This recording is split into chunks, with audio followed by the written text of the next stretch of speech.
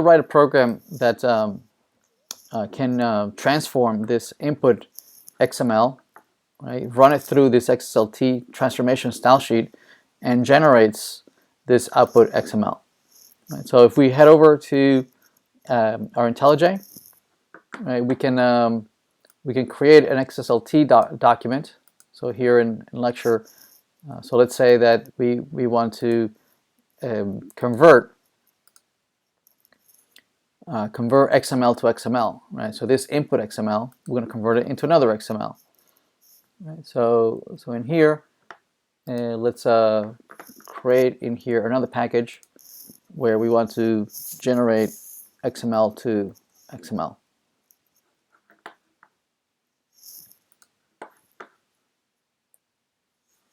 All right, so in here, let's create a file, Xslt style sheet, and we'll call it. Let's see, what should we call it?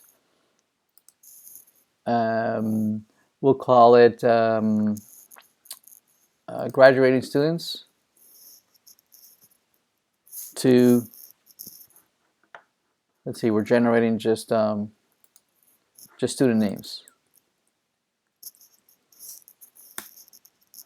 And so in here, I notice that it already sets up the correct version, the correct namespace. And so if we go and copy this style sheet, we say that we're going to generate XML. So we're going to generate XML, and we want indentation so that we can read it. And we're going to have two templates. So these are the two templates. So let's paste out those two templates in here. Now for the, so this is going to look for, as an input, this XML here, right? So let's copy this XML as the input file. So let's in here, let's create an XML document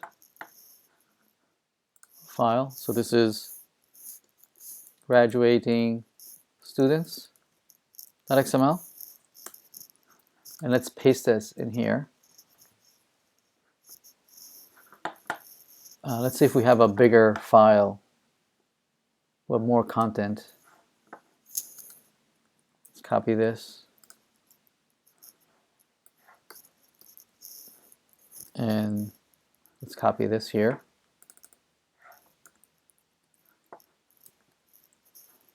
So we have just this one student, Ian, but we can copy another student. Maybe this is Alice, 2020, and she took cs5200, taking it in 2020, and she got an A, and she took cs5610 last year, and she got an A-. So we have Alice and Ian. So in the Excel, what we're going to do is that we're going to look for graduating students as an input. So we're looking for this tag here, and if we see it, what we're going to do is that we're going to generate in the output XML. We're going to generate tags student names.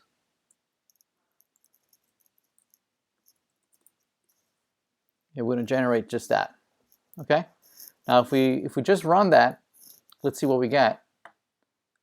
So let's create here a new run configuration, and say we're going to we want to have a new Xslt configuration, and we're going to call it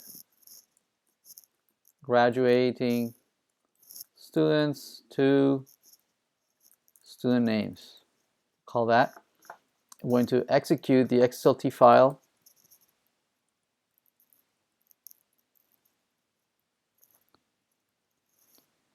Inside here, that's the Xslt file, and we're going to transform the file graduating students.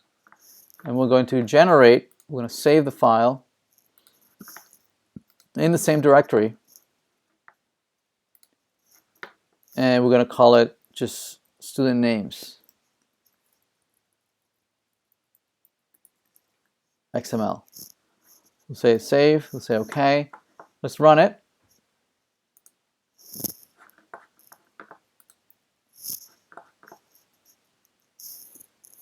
So it's running.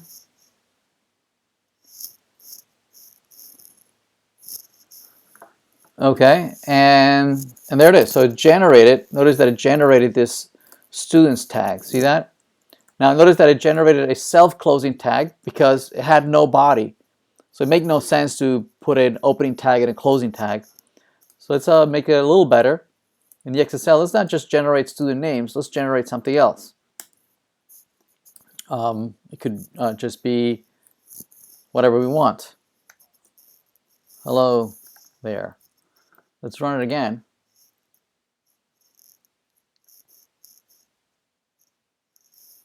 There it is. So this is the output. We can format it. L. There we go. Student names and hello there. See that? So it finds it and it replaces it. So let's do something a little more interesting.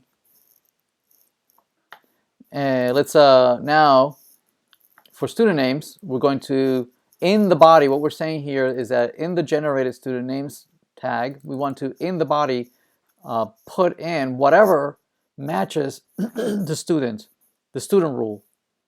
All right, so we're gonna replace this and say I don't want this hard-coded content. Instead, I want to put in the body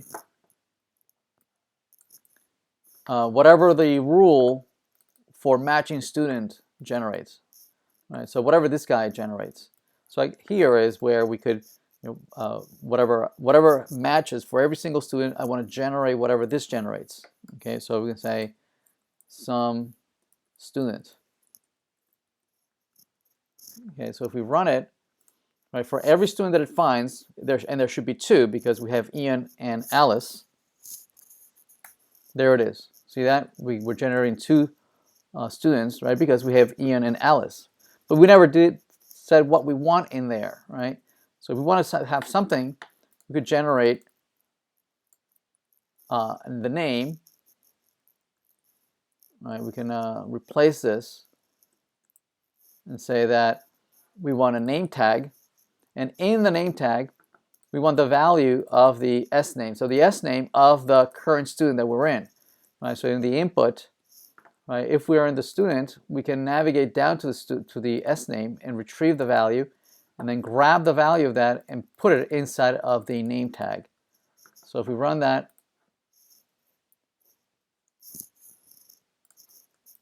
notice that now what we've done is that we've extracted, right, the pieces of the student name, right, and put it inside of the name, this brand new name tag. That make sense?